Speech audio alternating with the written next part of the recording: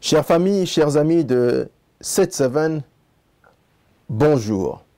Bienvenue à votre émission 7-7 qui aujourd'hui sera intitulée L'évangile social. L'évangile social, tel est là le thème de notre message d'aujourd'hui. Il y a des choses que Dieu attend que nous fassions pour nous-mêmes et pour les gens autour de nous ici-bas. Il y a des situations auxquelles Dieu veut que nous puissions répondre nous-mêmes. Il y a des questions auxquelles nous sommes appelés à répondre sans pour autant ou sans forcément attendre que Dieu puisse donner une inspiration par rapport à ces questions. Je m'explique. Quand quelqu'un est en train de mourir devant nous, quand quelqu'un est en train de mourir de faim devant nous, quand une femme est en train de se faire violer autour de nous, quand les crimes sont en train de se commettre autour de nous, que devons-nous faire? Devons-nous répondre aux victimes que nous sommes, nous, chrétiens, en train de prier? Devons-nous répondre que nous, chrétiens, sommes en train de chercher la face de Dieu? Devons-nous leur répondre que nous, chrétiens, sommes en train de passer du temps à genoux pour chercher à connaître la volonté de Dieu par rapport à ces questions? Quand ces gens sont dans le désarroi, quand ces gens autour de nous sont dans une tourmente dans leur vie, sommes-nous appelés à leur dire, mon frère, ma soeur, je suis en train de chercher la face de Dieu par rapport à ton problème, par rapport à ta situation? Ou sommes-nous plutôt appelés à trouver une solution d'urgence par rapport à ces questions, par rapport à ces problèmes, par rapport à ces situations? Je pense que oui. La réponse est plutôt la dernière, c'est-à-dire que Dieu s'attend aussi à ce que nous-mêmes, en tant qu'enfants de Dieu, nous-mêmes en tant que représentants de ce Dieu qui est puissant, omnipotent et omniprésent, de répondre à ces situations, de répondre à ces questions. Dans l'évangile de Matthieu, au chapitre 6, au verset 10, le contexte, il est très simple, c'est les apôtres qui demandent à Jésus-Christ, enfin, Maître, Rabboni, apprends-nous à prier, montre-nous comment prier. Alors, Jésus-Christ qui se met à leur montrer comment prier. Et dans cette prière qu'il enseigne à ses apôtres, dans cette façon de prier qu'il est en train de disséquer devant ses apôtres, il arrive à un moment donné au chapitre 6, au verset 10, où il dit que ta volonté se fasse sur la terre comme aux cieux. Que ta volonté se fasse sur la terre comme aux cieux. Il n'a pas dit que ta volonté se fasse dans les cieux et juste comme c'est dans les cieux. Il a dit que ta volonté se fasse sur la terre comme aux cieux. Quelle est l'implication ou quelle est la conséquence de cette invitation que Dieu a faite au travers de Jésus-Christ par rapport à nous chrétiens qui nous appelons enfants de Dieu? Je crois que la réponse pour beaucoup d'entre nous est aussi une évidence. Dieu s'attend à ce que sa volonté qui est dans les cieux puisse aussi être manifeste, tangible, palpable ici-bas.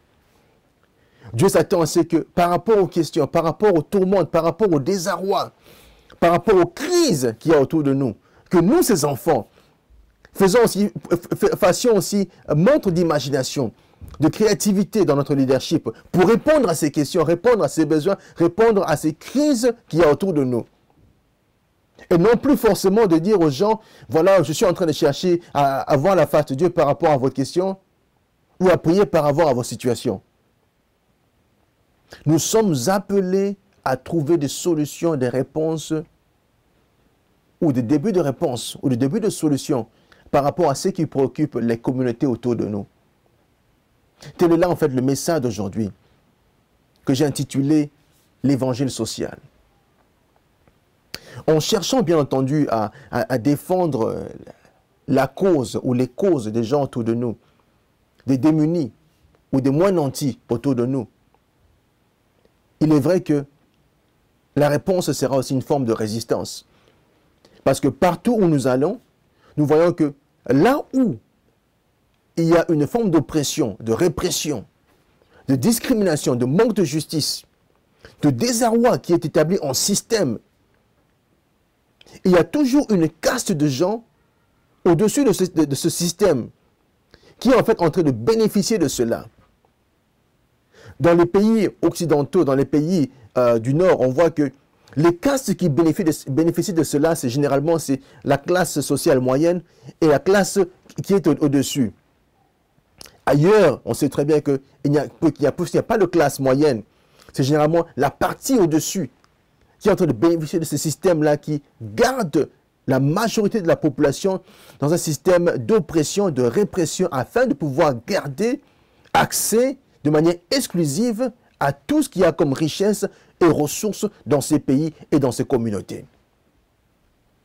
La résistance sera là. Les gens seront là pour nous dire qu'on n'a pas le droit de parler de l'évangile social. On n'a pas le droit de parler de certaines choses. On cherchera à vous faire comprendre que le rôle de l'Église, ce n'est pas de s'impliquer par rapport aux questions sociales. Le rôle de l'Église, on vous dira, ce n'est pas de s'occuper par rapport aux questions qui ont trait à la justice ou de manque de justice. On vous dira que le rôle de l'Église, ce n'est pas de s'intéresser à la politique. On vous rappellera peut-être à tort, j'imagine, qu'il y a séparation des pouvoirs entre l'exécutif et le judiciaire, et on vous parlera de ce que vous êtes comme étant intemporel, qui n'a rien à voir par rapport à ces autres formes de pouvoir. On cherchera à vous écarter. On cherchera à vous écarter, à vous ignorer, et le cas échéant, à vous faire taire. Pourquoi? Parce qu'il y a des intérêts spécifiques dont bénéficient ceux qui sont au sommet. C'est une réalité de tous les jours. Mais quelle est votre réponse? Vous taire? Rester dans vos temples, rester dans vos maisons, rester dans vos églises, à prier? Ou chercher à persévérer afin de défendre les intérêts de ceux qui sont opprimés, de ceux qui sont justement là à travailler matin, midi, soir, sans pour autant pouvoir avoir quelque chose de tangible pour pouvoir montrer à la fin de la journée qu'ils ont été en train de travailler. Mon frère, ma soeur, ton rôle en tant qu'enfant de Dieu, c'est de manifester l'amour de Dieu, de manifester la gloire de Dieu partout autour de toi. Quand tu te regardes dans le contexte où tu es, dans le contexte de ta réalité là où tu es, penses-tu réellement qu'au-delà de ton implication dans l'Église, tu es en train de véritablement répondre aux besoins de la communauté autour de toi? Si tel est le cas, je dirais alors Amen. Mais si tel n'est pas encore le cas, je dirais, mon frère, ma soeur, il est temps que tu puisses avoir un examen de conscience. Parce que ton rôle en tant que chrétien, ce n'est pas simplement de développer une éthique de travail, une éthique de vie par rapport à ton rôle de l'Église, mais aussi de prendre cette éthique de travail, cette éthique que tu développes par rapport à ta foi, et à l'appliquer aussi par rapport aux problèmes sociaux qui y a autour de toi. Si les gens comme Paul, l'apôtre Paul, n'avaient jamais pris le temps de chercher à défendre les intérêts des communautés chrétiennes qui étaient des communautés défavorisées au temps où l'Église commençait alors à émerger, on n'aurait pas eu l'Église telle que nous la connaissons aujourd'hui. On n'aurait pas eu l'Évangile tel que nous le recevons aujourd'hui.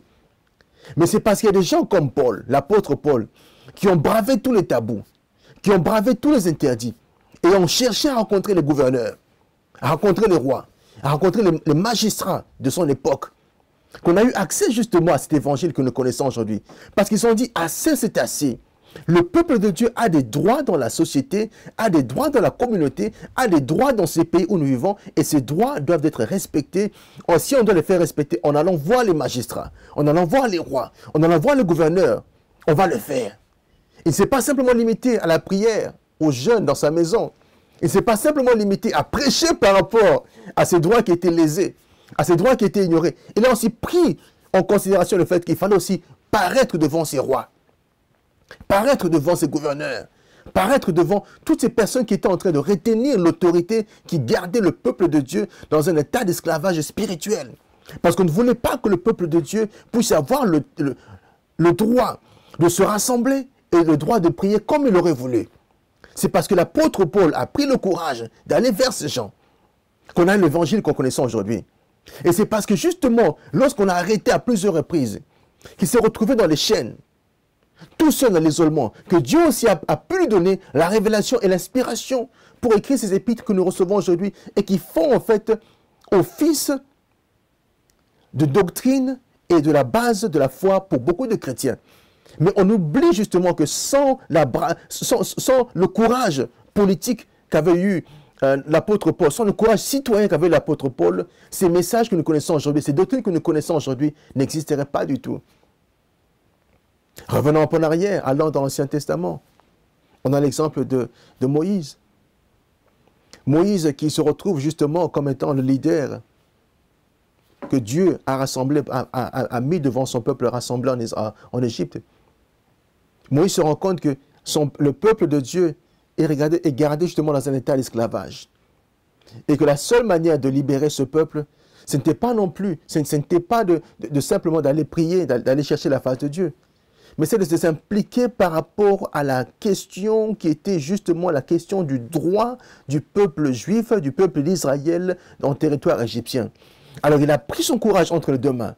Il est allé justement devant Pharaon pour lui parler et lui demander de laisser le peuple de Dieu avoir la plénitude de son droit politique, de son droit citoyen, à vivre en autonomie et à vivre justement du fruit de son travail.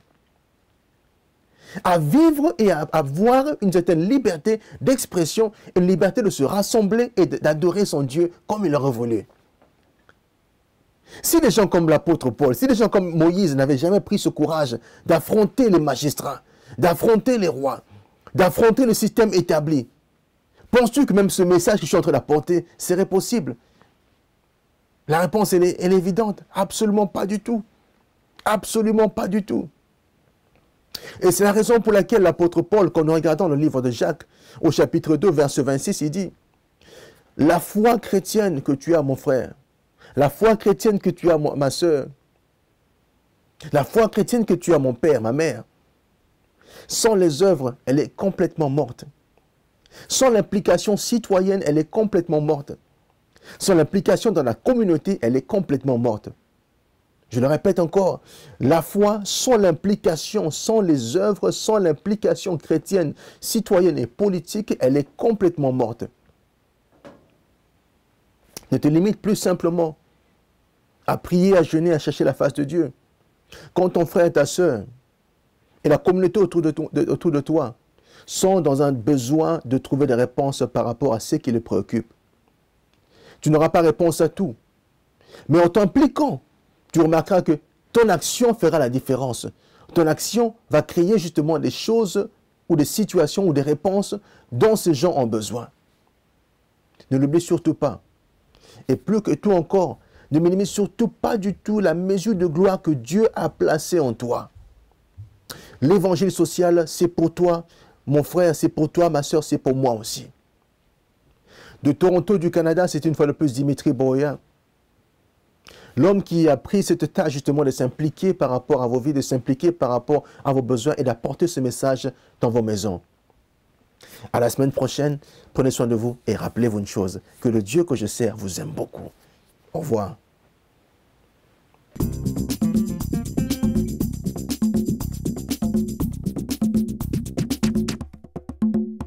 7-7